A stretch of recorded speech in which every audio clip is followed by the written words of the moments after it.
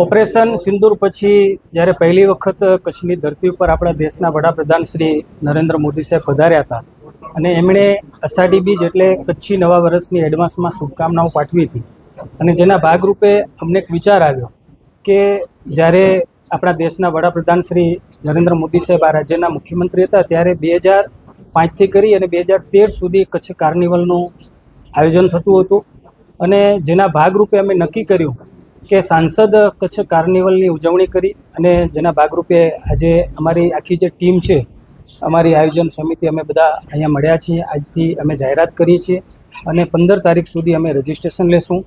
સામાજિક સંસ્થાઓ, વિદ્યાર્થીઓ, સૌ લોકો જોડાય અને કચ્છી નવા વર્ષની ઉજવણી આપણે હમીસરના કાંઠે જ્યાં કાર્નિવલ થતો હતો ત્યાં જ આપણે એની ઉજવણી કરશું.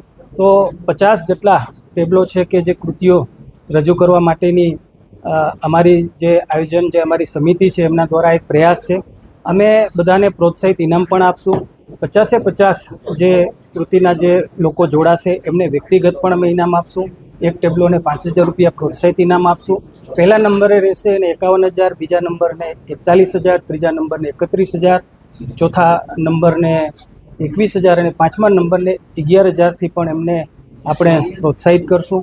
એટલે એક સુંદર આયોજન કચ્છના લોકો માટે, કચ્છની જનતા માટે અને આપણી જે કચ્છી પરંપરા, આપણી સંસ્કૃતિ છે એને ઉજાગર કરીએ. આપણે બોર્ડર ઉપર છીએ એટલે અલગ અલગ દેશભક્તિના પણ ટેબલો રજૂ કરવામાં આવે એવા અમારી સમિતિ વતી બધાને સાથે રાખી કરીને અમારો એક પ્રયાસ છે અને મને આશા છે કે તમારા માધ્યમથી સૌ લોકો વધુ પ્રમાણમાં જોડાય.